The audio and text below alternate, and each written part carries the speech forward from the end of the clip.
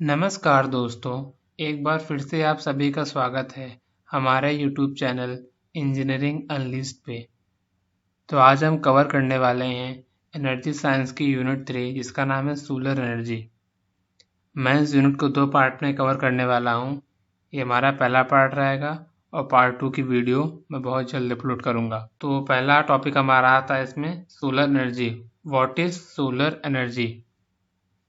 तो आखिर solar energy होता क्या है? तो सोलर एनर्जी वो एनर्जी होती है जो कि हमें सनलाइट से मिलती है और हम इसे डेली पर्पस के लिए यूज़ कर पाते हैं।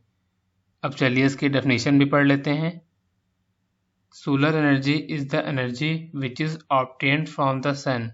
We put this energy to work for in many ways like heating water and generating electricity. Solar energy हमारी जो होती है वो हमें सन के थ्रू मिलती है और इसे हम कई तरीक़ों से यूज़ कर पाते हैं, जैसे कि पानी गर्म करने के लिए या उस सोलर एनर्जी को इलेक्ट्रिसिटी बनाने के लिए।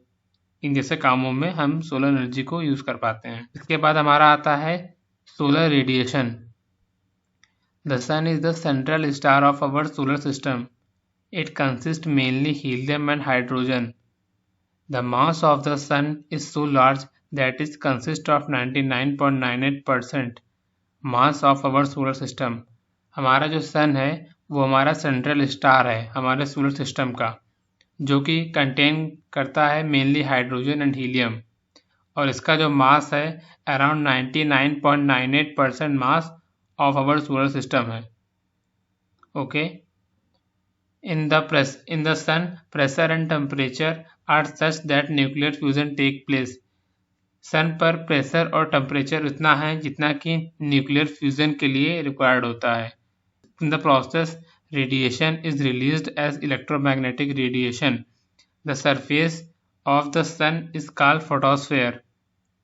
इस प्रोसेस में जो रेडिएशन रिलीज होती है उसको हम इलेक्ट्रोमैग्नेटिक रेडिएशन कहते हैं और इसके सरफेस को हम फोटोस्फीयर कहते हैं। इसका के टेम्परेचर अबाउट 600 केल्विन होता है। It act like a black body and the solar radiation hits the earth.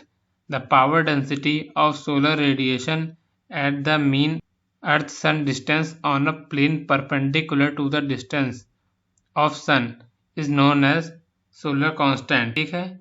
It's value is 1361 वाट पर मीटर क्यूब। इसके की वैल्यू अबाउट 1361 वाट पर मीटर क्यूब होती है। अब नेक्स्ट टॉपिक हम देखते हैं मेजरमेंट ऑफ सोलर रेडिएशन। अब हमने ये देख लिया कि सोलर रेडिएशन होता क्या है। अब हम उसको देखते हैं कि उसको हम नापते कैसे हैं और उसके कौन कौन से तरीके हैं नापने को। In photovoltaic system design it is essential to know the amount of sunlight available at a particular location at a given time. The two common methods which characterize solar radiation are the solar radiance and solar insolation. Now we see solar radiance. The solar radiance is an instance power density and the unit is kilowatt per meter square, and the radiance vary throughout the day from 0 at night to maximum about 1 kilowatt per meter square. Solar radiance जो होता है वो हमारा instance power density होता है जिसकी unit kilowatt per metre square होती है और ये हमारा वेरी करता है नाइट एंड डे में। The solar radiance is strongly dependent on a location on local weather. ये हमारा स्ट्रांगली डिपेंड होता है लोकल वेदर पे जिस समय का हम लोग सोलर रेडियंस निकाल रहे होते हैं। The solar radiation measurement consists as global or periodically throughout the day. For global measurement, pyranometer and for direct measurement, pyrheliometer are used. दो तरीके के डिवाइस होते हैं, पैरानोमीटर एंड पायरहेलियोमीटर, जो यूज़ किए जाते हैं इसको मेज़र करने के लिए। नेक्स्ट है हमारा solar insulation. The solar insulation is the total amount of energy received by a particular location during a specific time period.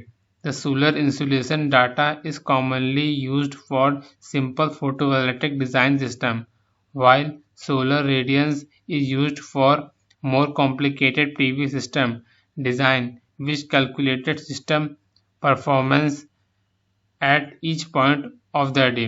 Solar insulation जो होता है ये हमारा निकाला जाता है कि कितने अमाउंट की एनर्जी हमारे एक पर्टिकुलर एरिया पे पड़ रही है और कितने पर्टिकुलर टाइम के लिए पड़ रही है। ये हमें यूज़ होती है फोटोवोल्टिक सेल डिज़ाइन सिस्टम में, while solar radiation used for complicated, और सोलर रेडियंस जो हमारा यूज़ होता है वो कॉम्प्लिकेटेड पीवी सेल के डिज़ाइन करने में यूज़ होता है। नाउ नेक्स्ट देखते हैं अब हम energy levels.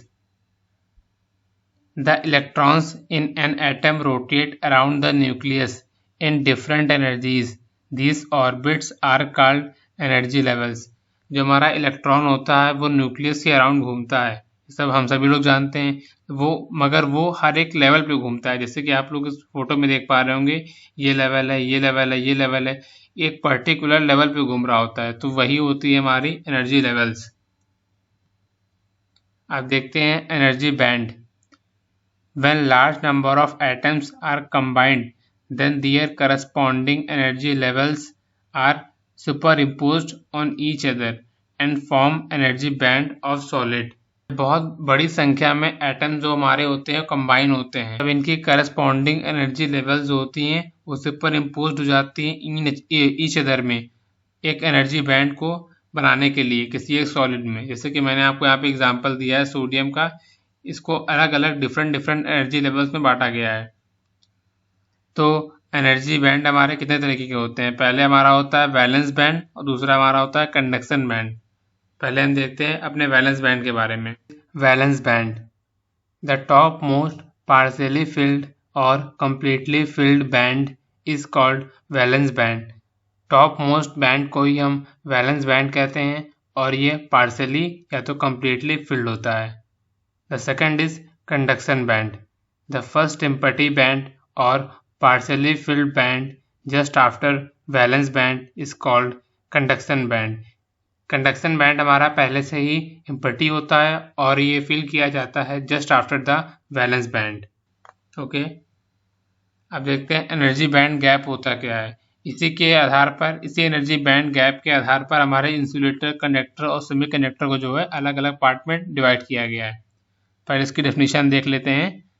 The difference in energies between valence and conduction band is called band gap. जो हमारा वैलेंस बैंड और कंडक्शन बैंड मैंने जो आपको जो ऊपर पढ़ाया है, उन दोनों के बीच में जो गैप होता है उसको हम एनर्जी बैंड गैप कहते हैं। The crystal solids are classified into 3 categories. और इसी बैंड गैप के अकॉर्डिंग हमारे जो क्रिस्टल सॉलिड होते हैं वो हमारे 3 कैटेगरीज में डिवाइड किए गए हैं। First is insulator, second is conductor and third is semiconductor. तो पहले हम देखते हैं इंसुलेटर के बारे में। The material whose valence band are completely filled and there is a large energy gap between valence and conduction band are called insulator. जो हमारा वैलेंस बैंड होता है वो completely हमारा फिल होता है, जैसे कि आप लोग इस फोटो में देख पा रहे होंगे, और वैलेंस बैंड और कंडक्शन बैंड के बीच में काफ़ी ज़्यादा गैप होता है, तो हम इसे इंसुलेटर कहते हैं। एक तरीके से हम उसे भी कह सकते हैं इंसुलेटर, जिनसे हमारी इलेक्ट्रिसिटी पास नहीं होती है। अब देखते हैं कंडक्टर के बारे में। The materials having very small energy gap so they can conduct the current eight 0 kelvin temperature.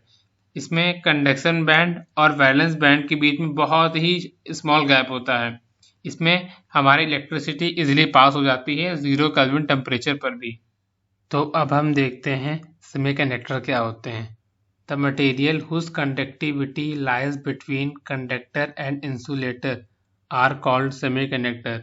ऐसे मटेरियल जिनकी कंडक्टिविटी इंसुलेटर और कंडक्टर के बीच में लाई करती है उन्हें हम सेमीकंडक्टर कहते हैं।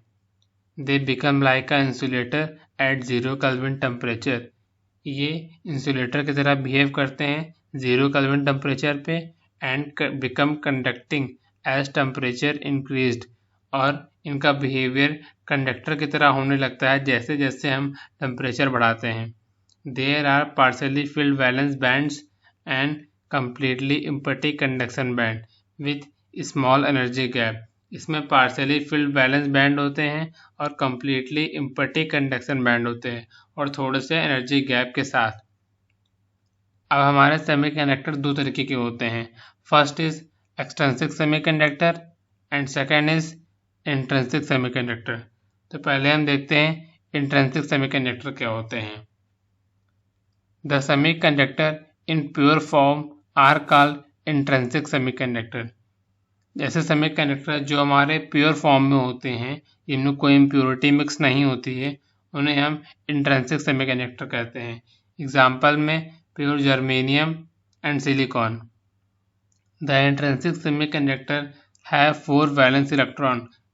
इंट्रिंसिक सेमीकंडक्टर के पास 4 वैलेंस इलेक्ट्रॉन होते हैं उनके आउटर मोस्ट ऑर्बिट में, जो बनाते हैं 4 covalent bond from each other semiconductor atom to complete the octet, other semiconductor atom से, ताकि वे अपना ऑक्टेट कंप्लीट कर सकें। अब देखते हैं एक्सट्रिंसिक सेमीकंडक्टर क्या होते हैं। That impurity make semiconductor is called extrinsic semiconductor.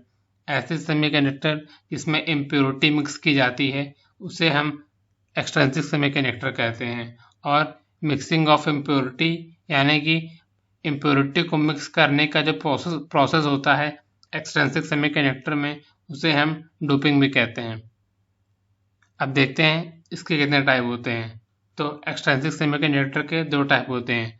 The first one is an type semiconductor and second is P type semiconductor. तो पहले देखते हैं हम एन टाइप सेमीकंडक्टर क्या होते हैं।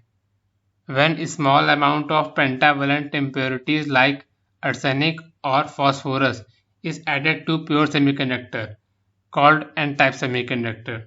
जब थोड़े अमाउंट में पेंटावेलेंट इम्प्योरिटी मिक्स की जाती है, जैसे कि आर्सेनिक या फॉस्फोरस को ऐड किया जाता है किसी सेमीकंडक्टर में, तो उसे हम एन टाइप सेमीकंडक्टर कहते हैं। और जो इम्प्योरिटी मिक्स की जाती है उसे हम एन टाइप इम्प्योरिटी कहते हैं और उसे हम डोनर इम्प्योरिटी कहते हैं, क्योंकि हम कहीं से और से ले रहे होते हैं।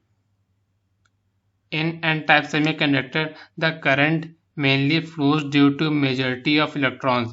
एन टाइप सेमीकंडक्टर में जो हमारा करंट होता है वो फ्लो होता है मेजॉरिटी ऑफ इलेक्ट्रॉन्स की वजह से, and very small current flows due to minority of holes. अब देखते हैं क्या होते हैं हमारे p type semiconductor.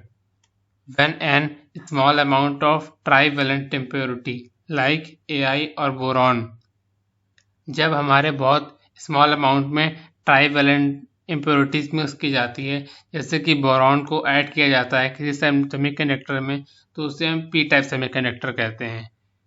The p type semiconductor the current flows mainly due to majority of holes.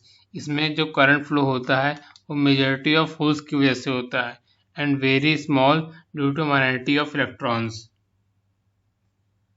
Okay.